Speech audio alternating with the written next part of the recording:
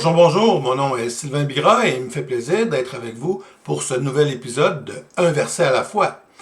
Notre verset du jour aujourd'hui se trouve dans l'Évangile de Jean, particulièrement au chapitre 8, les versets 7 à 9. Une femme vient d'être prise en flagrant délit d'adultère. La loi de l'Ancien Testament condamne sévèrement l'adultère. Cette femme, en conséquence de son péché, devait être lapidée, c'est-à-dire qu'elle devait mourir en se faisant tirer des roches, des pierres, jusqu'à ce que mort s'en suive. C'est aussi sérieux que ça, parce que pour Dieu, tous les péchés sont égaux. Et le salaire du péché, c'est la mort, c'est ce que les Écritures nous disent. Alors, cette femme a été apportée vers Jésus parce qu'il était présent, il n'était pas trop loin, et les scribes et les pharisiens voulaient lui tendre un piège, le tester, lui ont demandé que faire avec elle. Et Jésus a répondu au verset 7 que celui de vous qui est sans péché jette le premier la pierre contre elle.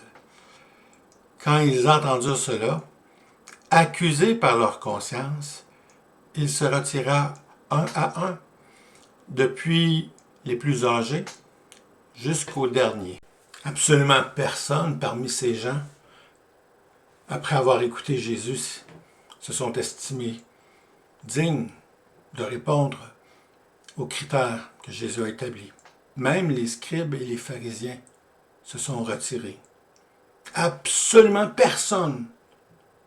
Et si nous aurions été là, nous aussi, nous n'aurions pu, à partir des conditions émises par Jésus. Ils ont tous quitté. Seul Jésus est demeuré avec la femme adultère. Et lui seul était sans péché. Lui seul pouvait la lapider. Il regarde la femme, lui a dit « Où sont ceux qui t'accusaient? Personne ne t'a condamné? » Elle lui a répondu « Non, Seigneur. » Jésus lui dit alors une chose pour laquelle cette femme a été probablement reconnaissante envers Jésus pour tout le reste de sa vie. Il lui a dit « Je ne te condamne pas non plus. Va et ne pêche plus. » Cette femme venait de recevoir une grâce de la part de Dieu. Elle aurait dû mourir selon la loi. Mais en fait, selon la loi, toi comme moi, on devrait aussi mourir. Au jardin d'Éden, Dieu avait dit à Adam que du fruit de l'arbre de la connaissance du bien et du mal, il ne fallait pas qu'il en mange, sinon il mourrait certainement.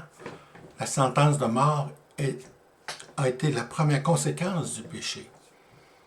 Et depuis ce temps-là, on ne cesse d'additionner, d'ajouter par-dessus péché, puis par-dessus péché. Alors cette femme était du nombre, mais nous aussi, nous sommes à sa place. Et tout comme cette femme a eu droit à une grâce, nous avons droit à cette même grâce. D'ailleurs, c'est pour ça que Jésus est venu, pour pardonner les péchés, pour prendre sur lui les conséquences de nos péchés. C'est cela l'Évangile, la bonne nouvelle. Parce qu'il y avait une mauvaise nouvelle. Tes péchés te condamnent à mourir, séparé de la gloire de Dieu. Alors que Jésus est venu tant aimer le monde qui s'est offert lui-même pour mourir à notre place, prendre le prix de nos péchés. Il en a assumé le coût. C'est lui qui est mort à notre place parce qu'il a pris nos péchés.